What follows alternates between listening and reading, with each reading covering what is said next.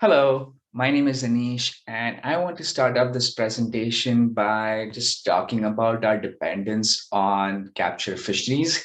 Imagine relying on game meat or wild grasses for 50% of our food. And it just sounds so inefficient and unsustainable, but us being terrestrial organisms don't have the same outlook towards food that comes from the ocean. And that's why almost all fisheries are being harvested at their maximum sustainable capacity, and a third of them are being harvested way beyond that, and that they might not be able to naturally recover. And the methods we use to catch fish are harmful and have a lot of bycatch.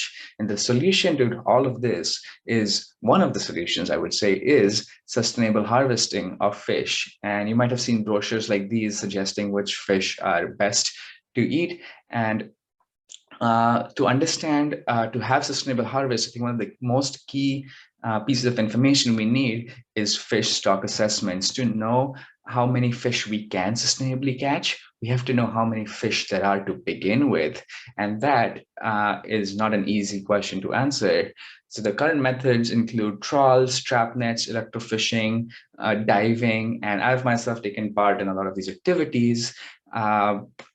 And there are some limitations when it comes to them. One is that they can be invasive. So the most common method used for fish stock assessments in the ocean is surveying using trawls, and the methods can be invasive. They can have bycatch, or they can have you can have juveniles that don't get caught in the net, so you can have evasion as well. So this being an eDNA talk, I want to focus most amount of time on the environmental DNA methods. So environmental DNA, or eDNA, is the DNA that fish are releasing through their dead scales, through feces, mucus, etc. And all of this DNA, once it's in the water column, is being degraded by microorganisms, enzymes, and UV light. The good part about these methods is that they are non-invasive and don't have any bycatch unless you're worried about some very particular zooplankton getting into your sample. And we already know that eDNA is correlated with the fish abundance or biomass.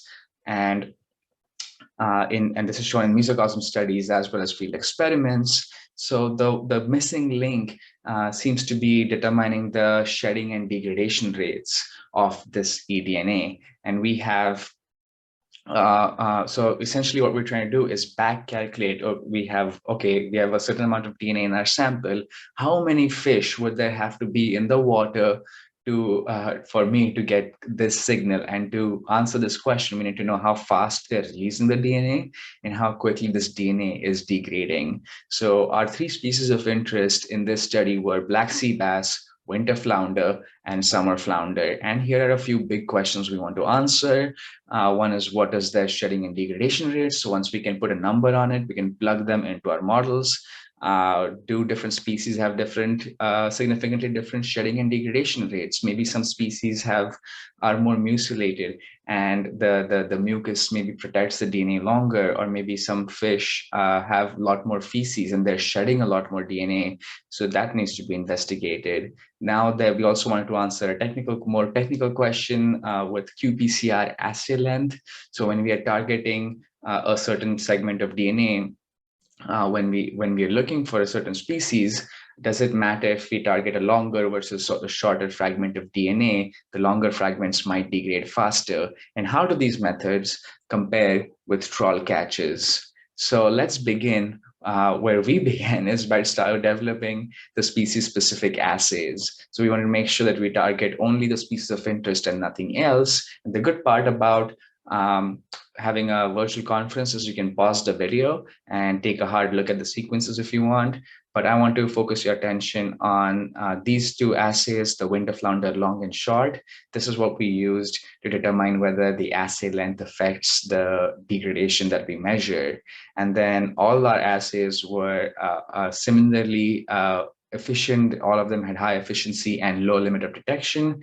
That allowed us to have comparisons between assays, and we'll compare species. So before we get into the results, however, I do need to provide some context of our experimental design. So we pumped out water from the Atlantic Ocean in New Jersey, and we had this system. So before the water came into our system, it was filtered and it was UV sterilized to ensure that there's no background DNA coming into our system.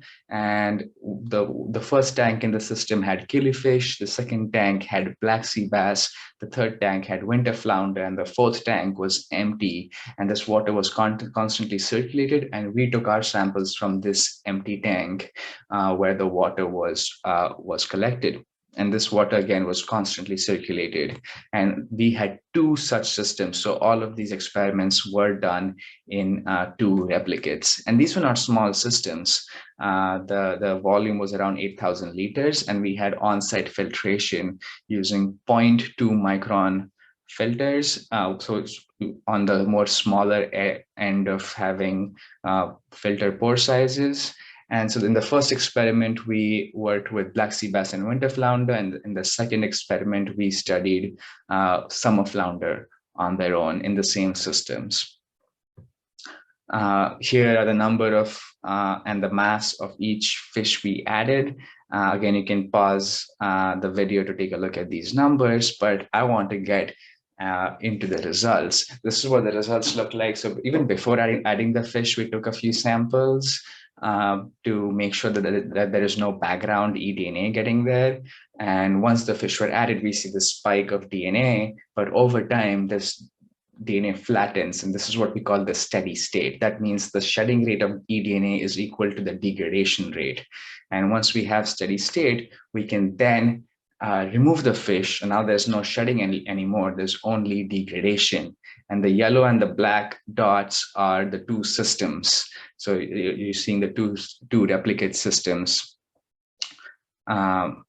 And we did the same for winter flounder. So for winter flounder, again, you can notice that there are two assays, the long and the short. And for summer flounder, actually summer flounder were in our system for a different experiment that was being conducted. And and they were there for a long time, for 4 weeks. And so we assumed that they would have reached steady state by then anyway, because it only takes about a day for them to reach that steady state in our system. So we only have the decay part of it. So when we calculate the shedding and degradation rates, we can use the simple mass balance derived formula, but there are a few key assumptions. First is we assume that the degradation is first order decay. We have to assume that these are completely mixed reactors, which is not a far-fetched assumption since we are constantly circulating the water and the fish are stirring up all the water as well as they swim. And then we also have to assume steady state, which we do show experimentally that we do reach a steady state. So once we have these three assumptions met, we can use a simple equation to get our first calculate our decay rate constants and use that decay rate constant and the steady state concentration to calculate our shedding rates. So let's start answering our questions. What are the shedding and degradation rates? And voila, here is a table listing all of them. And again, you can pause the video if you really want to look at all the numbers, but I want to focus your attention on the last two columns and especially the propagated error. So this propagated error represents the inherent uncertainty of the fish are not shedding their DNA at the same rate all the time. So there's some inherent uncertainty involved in the shedding rates, but also I think there's added uncertainty in how well it's getting filtered, and again, more uncertainty during qPCR. And all of that gets compounded. So what we have used here is propagated error, and other studies using propagated error have seen similarly very high error bars and uncertainty. And I'll get to that towards the discussion. So here are some more key results. We noticed that the decay rate constant was not significantly different between the species. Which in a way also makes sense because once the DNA is out in the environment, it's going to get degraded through the same mechanism. So maybe species is not that important of a factor. However, we noticed in two cases with summer flounder and winter flounder short that the decay rate constant was significantly different in the two replicate systems. So it almost suggests that maybe it's some environmental condition that maybe was different. And we actually did monitor the abiotic factors throughout the pH, temperature, and salinity, and they were not that different between the two replicate systems. So maybe there is something else that is driving this difference in degradation rate that we did not measure. The shedding rates in the system were also not significantly different when spared by species-specific assays. Another key result was to do with the qPCR amplicon length. So to our surprise, when we had the longer assay, it did not show a more faster degradation rate. But there were a lot of other studies, especially ones dealing with extracellular DNA, that were showing this pattern. And it makes a lot of intuitive sense as well. So imagine this is your fragment DNA, and there is a certain number of attack points that enzymes in UV light can cleave the DNA. And if you have a longer target fragment, then there is just more attack points. And that should lead to a faster degradation rate, especially when measured with PCR, because no matter where the cleavage is, if there's a cleavage, the PCR won't happen, and we won't be able to detect this DNA. But I think this is completely true and completely logical when we're talking about free extracellular DNA. But most of the DNA in our sample is probably adsorbed DNA or membrane-bound DNA. So adsorbed DNA is the DNA stuck onto particles like clay, and membrane-bound DNA is the DNA that is bound in membranes, like inside cells or mitochondria. And especially since we captured our DNA using filtration, even though the filter size was 0.2 micron, it is likely that we would have missed most of this free extracellular DNA and only captured the membrane-bound eDNA and the adsorbed eDNA. And one thing we know is that maybe that because of its states, adsorbed and membrane-bound, it doesn't degrade the same way. Maybe it has to be free into so the cell has to probably lyse, and the DNA has to be out in the environment for the enzymes to act, for UV light to have a large influence on it. And also that the free eDNA is really small and really probably does not get captured. So we don't have any, even though it's in our water sample, it's not on our filter. So if we had maybe even smaller pore size filters, we would have caught some of this, and we would have seen a larger fraction of extracellular DNA would have shown us maybe a different result. So I also want to touch upon some of the trawl surveys we did. These surveys were done by this awesome group of high school students, and a couple of them actually ended up becoming co-authors on our paper. So it was really good working with them. And they did 13 trawls, and they took eDNA samples at the beginning of the trawl and at the end of the trawl. And they were filtered on board similarly with 0.2 micron filters.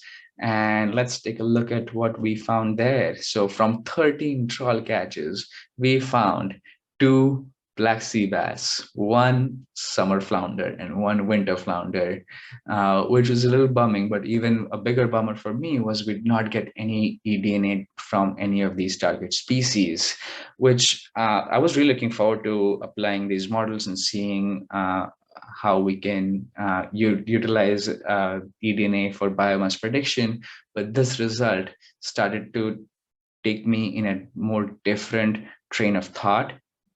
So up until now, I feel like all of our work done on eDNA methods is to confirm presence of a species. Is a certain endangered species present? Is a certain invasive species present? But I also wanted to think, can we use eDNA to confirm absence of a particular species? And I know it's really hard to prove a negative, but can we derive any probabilistic or statistical ways, maybe dependent on the the size of the water body being surveyed, that a certain number of samples should indicate absence of a target species. I think this might be another area of interest that we might want to explore as eDNA community. And with that, I want to go with some concluding thoughts. First is the shedding and degradation rates are important, but transport modeling is just as important. And we need a lot more work on that to effectively predict fish biomass. We also need to understand the environmental factors affecting eDNA fate. I think a lot of factors might work together. There might be more complex interactions. And then there is some work being done already, but I think we need a lot more replication and just different types of water matrices, different species, to be able to create this metadata that will show us a broader pattern that any single study cannot explore. And this allows us to actually reduce the inherent uncertainty that is involved. But also, I think we need to put effort into reducing uncertainty in our protocols, having more effective eDNA capture methods, and having an internal positive control that helps us calculate the uncertainty that we add in our labs. Maybe small inefficiencies add up during each step at DNA extraction, purification, and PCR. Maybe all of those compound. Also, potentially having robots pipette could make things a little bit, could help us reduce that error. So the error that we do capture is the true inherent uncertainty involved that in the shedding rates. Because if we have really large error bars in our prediction, it makes it that much less useful to make good management decisions based on it. And on that note, thank you so much for your virtual attention. I look forward to meeting you all at